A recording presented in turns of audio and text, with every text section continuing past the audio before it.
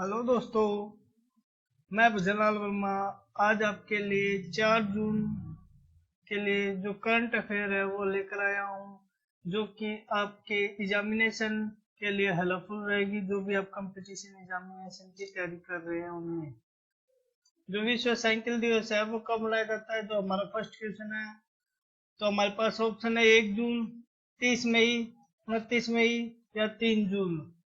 तो इसका जो राइट ऑप्शन है वो है 3 जून। जो विश्व साइकिल दिवस है वो 3 जून को मनाया जाता है। 2018 में संयुक्त राष्ट्र महासभा ने 3 जून को विश्व साइकिल मनाए जाने की घोषणा की थी। इसके लिए जो प्रोफेसर लेस्चेक सिविल्स्की है और उसकी जो सोशियोलॉजी क्लासेज है उसने याचिका दर्ज की और उनके जो प्रयास के फलस्वरूप ही ये दिवस मनाए जाने की घोषणा हुई। नेक्स्ट, सेकंड नंबर क्वेश्चन, कौन सा देश दुनिया का दूसरा सबसे बड़ा मोबाइल निर्माता देश बना है? अमेरिका, जापान, जर्मनी या भारत है? तो इसका जो राइट ऑप्शन है वो ऑप्शन नंबर डी हो जाएगा, अर्थात भारत है वो दुनिया का दूसरा सबसे बड़ा मोबाइल निर्माता देश बन गया है। कानून एवं न्याय मंत्री रविशंकर प्रसाद, तो रविशंकर प्रसाद है, उन्होंने घोषणा करते हुए बताया कि भारत अब दुनिया का दूसरा सबसे बड़ा मोबाइल निर्माता देश बन गया है। अब तक देश में 300 मोबाइल मैन्युफैक्चरिंग यूनिट सेट हो चुके हैं, जिसके जरिए 330 मिलियन मोबाइल हैंडसेट बनाए गए हैं। अगर तुलना की जाए तो 2014 से तो उस वक्त देश में 60 मिलियन स्मार्टफोन बनाए जाते थे, वो भी सिर्फ 2 मोबाइल मैन्युफैक्चरिंग प्लांट में इन्हें तैयार करने का काम चलता था। भारत में बने मोबाइल फोन की वैल्यू वर्ष 2014 में $3 बिलियन थी, वहीं 2019 में ये वैल्यू $30 बिलियन हो गई, अर्थात 2019 में ये वैल्यू 30 बिलियन थी जो 30 बिलियन हो गई, जो कि 2014 में $3 बिलियन थी। नेक्स्ट क्वेश्चन नंबर थर्ड, हाल ही में अमेरिकी राष्ट्रपति डोनाल्ड ट्रंप ने प्रधानमंत्री नरेंद्र मोदी को कौन से शिखर सम्मेलन में शामिल होने का निमंत्रण दिया? अर्थात जो डोनाल्ड ट्रंप है उन्होंने भारतीय प्रधानमंत्री को किस सम्मेलन में शामिल होने के जो निमंत्रण है वो दिया है? तो ऑप्शन नंबर ए है G20 शिखर सम्मेलन, बी सार्क शिखर सम्मेलन, COP26 शिखर सम्मेलन, G7 शिखर सम्मेलन। तो इसका जो राइट ऑप्शन है वो ऑप्शन नंबर डी G7 शिखर सम्मेलन में शामिल होने के लिए अमेरिकी राष्ट्रपति डोनाल्ड ट्रंप ने प्रधानमंत्री नरेंद्र मोदी को निमंत्रण दिया है। अमेरिकी राष्ट्रपति डोनाल्ड ट्रंप के साथ पीएम नरेंद्र मोदी ने टेलीफोन पर बात की। राष्ट्रपति ट्रंप ने पीएम मोदी को संयुक्त राज्य अमेरिका में आयोजित होने वाले शिखर सम्मेलन G7 की अगली बैठक में आने का निमंत्रण दिया। इस बात की जानकारी इस समय प्रधानमंत्री नरेंद्र मोदी ने अपने ट्विटर पर दी। पीएम मोदी ने ट्विटर पर बताया कि मेरे मित्र अमेरिका के राष्ट्रपति डोनाल्ड ट्रंप के साथ गर्मजोशी से कई मुद्दों पर बात हुई। उन्होंने बताया कि यूएस प्रेसिडेंट G7 के पद के लिए उनकी योजना पर चर्चा की। इसके अलावा कोविड-19 महामारी और अन्य मुद्दों पर भी उनके साथ बातचीत हुई। G7 की अगर बात करें सम्मेलन तो वो क्या है? G7 में Canada, France, Germany, Italy, Japan, United kingdom और संयुक्त राज्य अमेरिका शामिल है।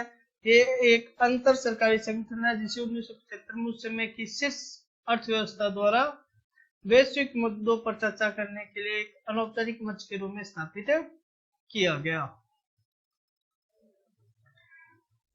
Please subscribe my channel for update.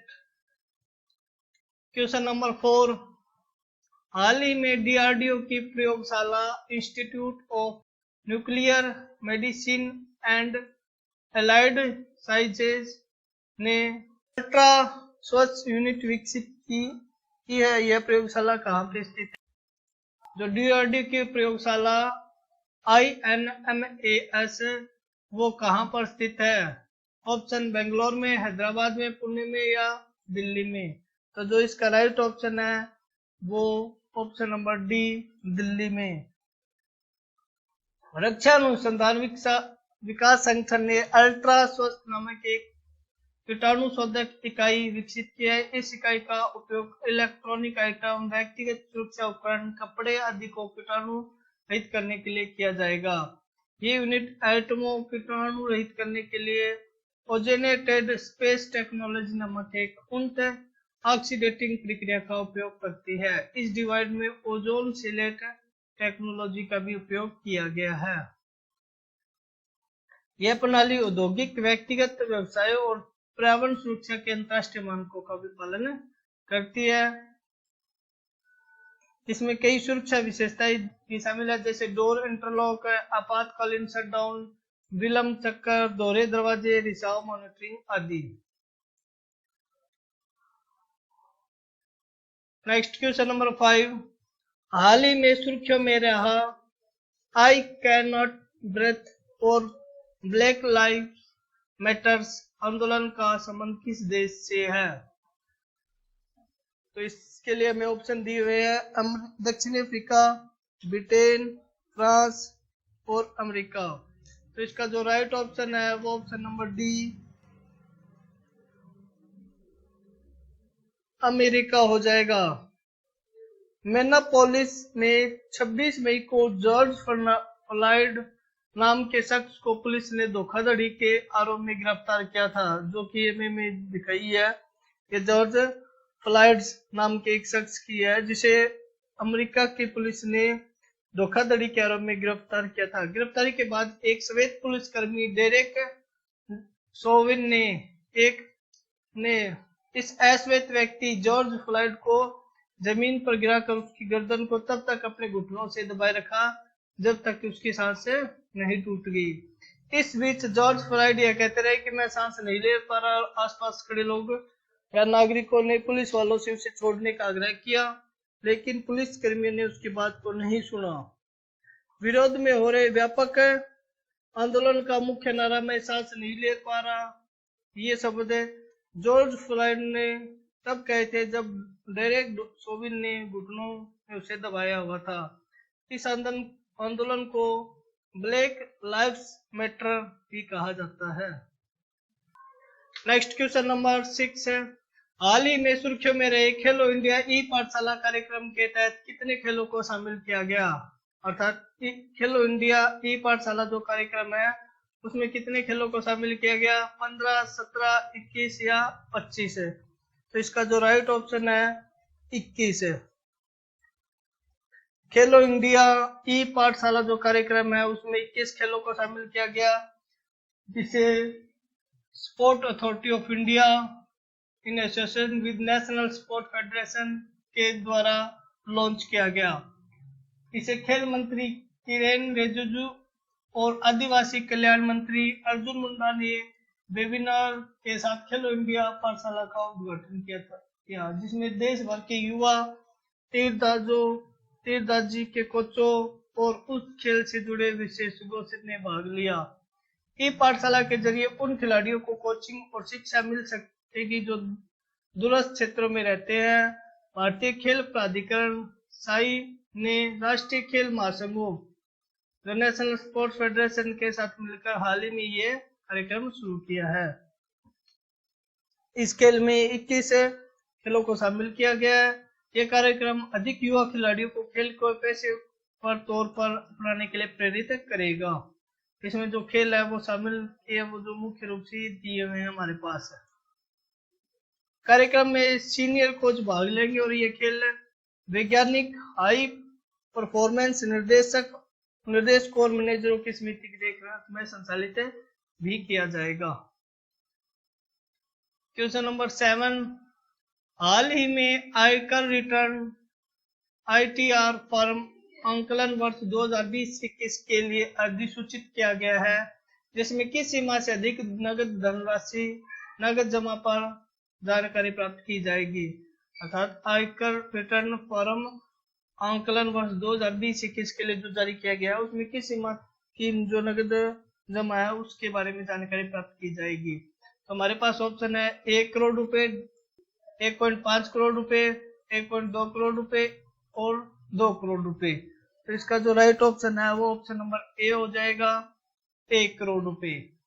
केंद्र सरकार ने पेशेवर लोगों और कॉपीराइट करदाताओं के लिए आकलन वर्ष जो असेसमेंट ईयर है 2020-21 के लिए आयकर रिटर्न ITR पर पत्र अधिसूचित किया गया। यह फर्म 1 करोड़ से अधिक की नगद जमाओं की जानकारी, विदेश यात्रा पर 2 लाख रुपए व्यय और बिजली खर्च पर 1 लाख से अधिक व्यय के बारे में जानकारी प्राप्त करने के लिए जारी किया गया। पहले ये घोषणा की गई कि करदाता 30 जून तक की अवधि के लिए कर बचत साधनों में निवेश का लाभ उठा सकते हैं। रिटर्न दाखिल करने की समय सीमा भी 31 जुलाई से 30 नवंबर तक बढ़ा दी गई है। और जो आयकर रिटर्न है वो 31 जुलाई से बढ़ाकर 30 नवंबर तक कर दी गई है। और जो ये फर्म है उसमें 1 करोड़ की सीमा की जानकारी मांगी गई है, जमा राशि की जानकारी मांगी गई है। Please subscribe my channel and share it for updates. Question number 8, भारतीय मौसम विज्ञान विभाग IMD के अनुसार दक्षिण पश्चिम मानसून वर्ष की किस अवधि में होता है? अर्थात जो IMD के अनुसार दक्षिणी पश्चिम मानसून वर्ष है किस अवधि में होता है? जून सितंबर, जून मई, मार्च या अगस्त? तो इसका जो राइट ऑप्शन है वो ऑप्शन नंबर ए हो जाएगा। भारतीय मौसम विज्ञान विभाग IMD की हालिया घोषणा के अनुसार दक्षिणी पश्चिमी मानसून केरल तट पर समय पर पहुंच गया है और दक्षिणी पश्चिमी मानसून है वो आमतौर पर जून सितंबर की अवधि में होता है। IMD ने मानसून की शुरुआत की घोषणा की है जब केरल के 14 मौसम स्टेशनों में से 60 लगातार 2 दिनों तक 2.5 मिमी अधिक बारिश दर्ज की गई है। IMD ने बारिश के लिए पूर्वानुमान की लंबी अवधि के औसत को 102% तक संशोधित किया है।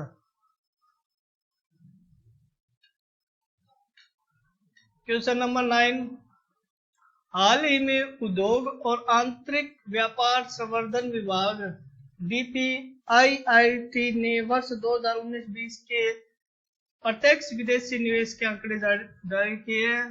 इस दौरान सर्वाधिक FDI आया है।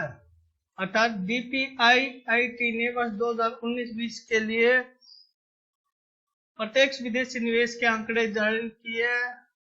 इस दौरान जो सर्वाधिक फॉरेन डायरेक्ट इन्वेस्टमेंट है वो कहां से आया है? तो सबसे पहले DPIIT का पूरा नाम है उद्योग और आंतरिक व्यापार संवर्धन विभाग। तो इसका जो राइट ऑप्शन जो हमें दिए तो उसका राइट ऑप्शन हो जाएगा सिंगापुर। DPIIT के अनुसार जो प्रत्यक्ष डायरेक्ट इन्वेस्टमेंट है वो सिंगापुर से आई है सबसे ज्यादा। अर्थात सिंगापुर से जो हमें प्रत्यक्ष निवेश प्राप्त हुआ है वो 14.67 अरब डॉलर का प्राप्त हुआ है। इसके बाद मॉरिशस से 8.26 अरब डॉलर का, नीदरलैंड से 6.5 अरब डॉलर का, अमेरिका से 4.22 अरब डॉलर का, केमन द्वीप से 3.7 अरब डॉलर का, जापान से 3.22 अरब डॉलर का और फ्रांस से 1.89 अरब डॉलर का FDI प्राप्त हुआ है। अर्थात पहले नंबर पे सिंगापुर, दूसरे नंबर पर मॉरिशस, तीसरे नंबर पर नीदरलैंड शामिल किया गया है। अगर हम प्रत्यक्ष विदेशी निवेश की बात करें तो क्या होता है FDI? किसी एक देश की कंपनी, व्यक्ति का दूसरे देश में किया गया निवेश प्रत्यक्ष निवेश विदेशी निवेश कहलाता है, अर्थात फॉरेन डायरेक्ट इन्वेस्टमेंट कहलाता है। ऐसे निवेश से निवेशकों को दूसरे देश की उस कंपनी के प्रबंधक में कुछ हिस्सा हासिल हो जाता है जिससे उसका पैसा लगता है। आमतौर पर यह माना जाता है कि किसी निवेशक को FDI का दर्जा दिलाने के लिए कम से कम कंपनी में विदेशी निवेशकों को 10% शेयर खरीदना पड़ता है। इसके साथ उसे विदेश निवेश वाली कंपनी में मताधिकार भी हासिल करना पड़ता है। फॉरेन डायरेक्ट इन्वेस्टमेंट का अर्थ है किसी व्यक्ति या कंपनी द्वारा दूसरे देश में स्थापित कंपनी में निवेश कर देना और उसमें प्रबंधक में कुछ हिस्सा हासिल कर देना, जिसमें उसने पैसा लगाया उसे फॉरेन डायरेक्ट इन्वेस्टमेंट कहते हैं। Please subscribe my channel. Question number 10, केंद्र सरकार ने छोटे व्यवसायियों और कुटीर उद्योगों के लिए किस प्रकार के ऋण की घोषणा की है? अर्थात केंद्र सरकार ने छोटे व्यवसायियों और कुटीर उद्योगों के लिए किस योजना की शुरुआत की है? मुद्रा शिशु ऋण, आरोग्य ऋण, लक्ष्मी योजना, कोई नहीं। तो इसका जो राइट ऑप्शन है ऑप्शन नंबर ए हो जाएगा, मुद्रा शिशु ऋण। भारत सरकार ने आत्मनिर्भर भारत जो योजना है उसके तहत मुद्रा योजना के तहत शिशु ऋण के लिए 1500 करोड़ रुपए का आवंटन किया है। मुद्रा शिशु ऋण योजना है उसके लिए 1500 करोड़ रुपए का आवंटन किया है। इसमें अधिकतम जो ऋण राशि है वो 50,000 हो सकती है और मुद्रा शिशु ऋण का वर्तमान पोर्टफोलियो है। भारत सरकार 12 महीने की अवधि के लिए शीघ्र भुगतान करने पे 2% का ब्याज उपदान प्रदान कर रही इस स्कीम के अंतर्गत है। इसकी जो घोषणा है नरेंद्र सिंह तोमर जो केंद्रीय कृषि और किसान कल्याण, ग्रामीण विकास और पंचायत राज्य मंत्री भारत सरकार के द्वारा की गई। इसका जो पोर्टल आवेदन करने के लिए वो ये इसका पोर्टल है।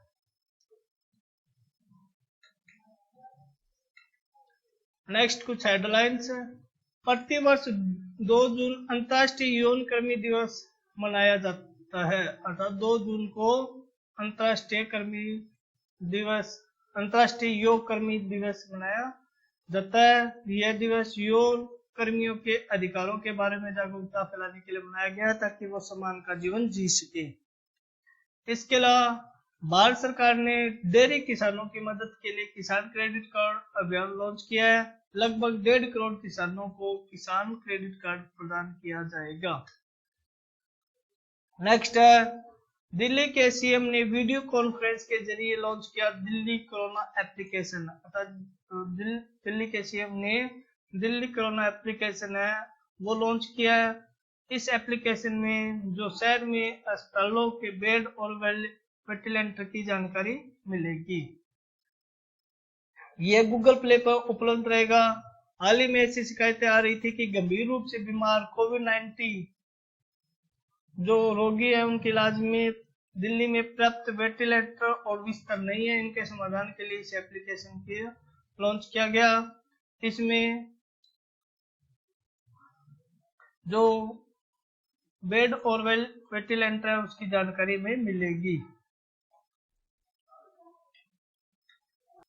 इसके अलावा दोस्तों हम इस क्लास में जो अंतर्राष्ट्रीय संगठन है उनके बारे में भी जानकारी प्राप्त करेंगे जो करंट अफेयर हमारी चल रही है।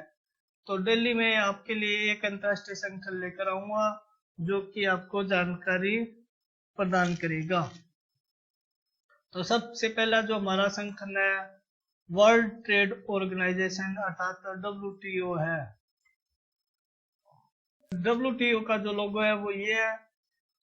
सबसे पहले विश्व व्यापार संगठन है। WTO एक अंतर सरकारी संगठन है जो राष्ट्रों के बीच अंतर्राष्ट्रीय व्यापार के नियमन से संबंधित है। जो अंतर्राष्ट्रीय जो इंटरनेशनल बिजनेस है उसको रेगुलेटरी से संबंधित है।